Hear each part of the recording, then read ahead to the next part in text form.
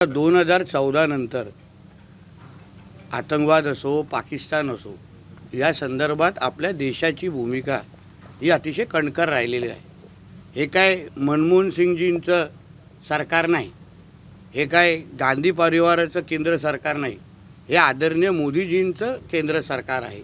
आणि 2014 ते आत्तापर्यंत जेव्हा जेव्हा आपल्या देशाकडे कोणीही वाकड्या नजरेने पाहायला प्रयत्न केलेला आहे, तेव्हा तेव्हा त्याला चोख प्रत्युत्तर दिलेलं आहे. आत्ता पण ज्यापासून तो हल्ला झाला त्यापासून पाकिस्तानच्या कशी काय अवस्था करायला सुरू केलेली आहे हे आपण सगळेजण ऐकतो आहे. आणि तो फक्त ट्रेलर आहे. येणाऱ्या टप्प्यामध्ये आमचं मोदीजींचं सरकार, आमच्या अमित भाईंच्या नेतृत्व असलेलं गृह खातं, हे सगळेजण एकत्र मिळून पाकिस्तानला असा धडा शिकवतील की पाकिस्तानचा कुठला त्यांचा अब्बा पण परत आमच्या देशाकडे वाकड्या नजरेने बघणार नाही. भारत म्हटलं तर त्यांचे हात कापतील असं एकदाच सबक आमचं केंद्र सरकार निश्चित पद्धतीने त्यांना शिकवेल, असं आम्हाला प्रत्येक भारतीयांना आमच्या मोदीजींवर विश्वास आहे. त्या पुलवामामध्ये जो हल्ला झाला होता तो सर्जिकल स्ट्राईक झाला होता, ह्यावेळेला पण सर्जिकल स्ट्राईक होईल. बघा, आहे सिंधुदुर्ग आणि कुडाळमध्ये बसून एवढे मोठी दूरदृष्टी मी ठेवू शकत नाही.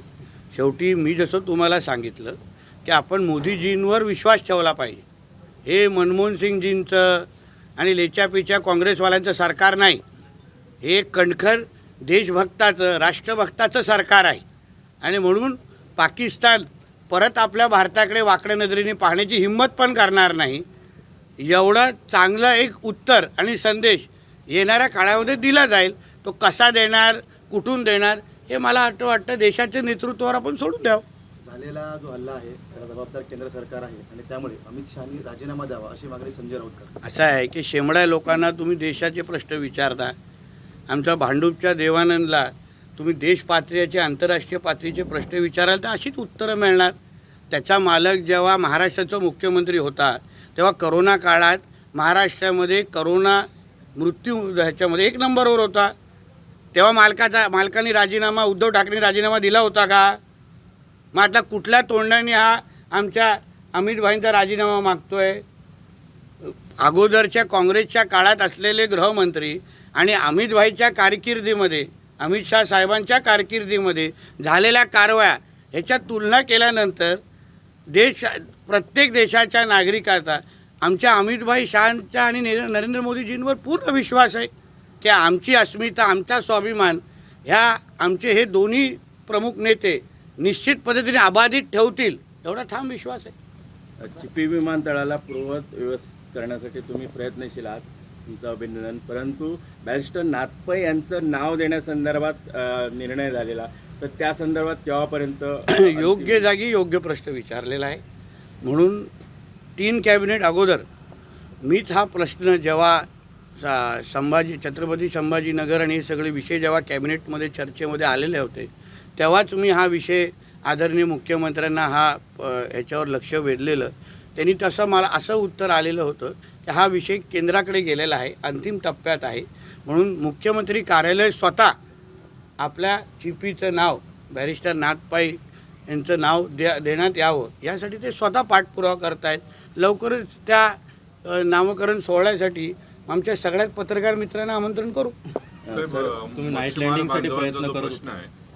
मच्छीमार बांधवांचा अनेक वर्ष जो प्रलंबित प्रश्न तो मांडला आणि त्यांचं तुमचं काल मुंबईमध्ये पण अभिनंदन झालं, आज पण कौतुक होतं, आता थोड्या वेळा सत्कार आहे. तसं बघता हा विषय सुटल्यानंतर शेवटी एक लक्षात घ्या, आमच्या सिंधुदुर्ग, आमच्या कोकण, आमचा महाराष्ट्रातला मच्छीमार, किनारपट्टीतलाच नाही पण गोड्या पाण्यातला पण मच्छीमार, महाराष्ट्रातला जो 4,83,000 जो आमचा मच्छीमार समाज आहे त्यांचं दरडोई उत्पन्न वाढावं हे आमचं पहिल्या दिवसापासून, आमचं महायुतीचं आणि आमच्या देवाभाऊच्या सरकारची पहिल्या दिवसापासून आम्ही त्या दिशेने काम करतो आहे.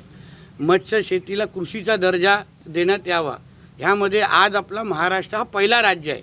अन्य राज्यांनी कुठे कुठे सवलती दिलेल्या आहेत, पण पूर्ण शेतीचा दर्जा हा फक्त आमच्या महाराष्ट्रामध्ये दिला गेलेला आहे.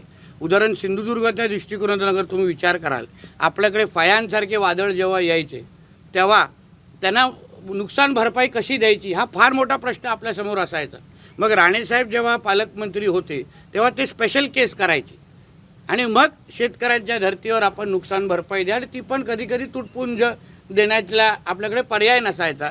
आता काय झालं की प्रत्येक जो लाभ आपल्या शेतकऱ्यांना भेटतो आहे, ज्या सवलती, मग विमामध्ये असो, करामध्ये असो, या सगळ्याच्या सगळ्या सवलती आता मच्छीमारांना पण उपलब्ध होणार आहे. जिल्हा बँकमध्ये असलेल्या सगळ्या योजना ह्याचा लाभ मच्छीमार 100% घेऊ शकतील.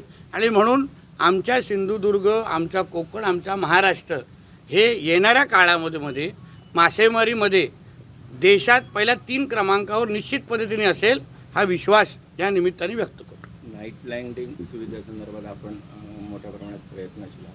ही केव्हापर्यंत आहे? नाईट लँडिंग फॅसिलिटी आमच्या सिंधुदुर्ग चिपी विमानतळावर सुरू व्हावी यासाठी माझ्यापेक्षाही सन्मान्य राणे साहेबांनी गेल्या 1 महिन्यामध्ये 3 बैठका संबंधित मंत्र्यांबरोबर घेतलेल्या आहेत. आणि म्हणून आनंदाची बातमी अशी आहे की त्या दिशेने वाटचाल सुरू आहे. मी एवढंच केलं, नाईट लँडिंगसाठी लागणारी जी वीजची सुविधा आहे ती पालकमंत्री म्हणून DPDCतून मी पैसे उपलब्ध करून दिलेले आहेत, जेणेकरून जेव्हा नाईट लँडिंगची परवानगी मिळेल तेव्हा विजेचा प्रश्न समोर येऊ नये. आणि म्हणून त्या सगळ्या तयारीमध्ये आम्ही आहोत. आमच्या सिंधुदुर्ग जिल्ह्याचं विमानतळ हे इथे जास्तीत जास्त विमाने यावी, दर्जेदार पर्यटक आमच्या इकडे यावेत, त्या दृष्टिकोनातून आमची वाटचाल सुरू आहे. ABP माझा, उघडा डोळे बघा नीट.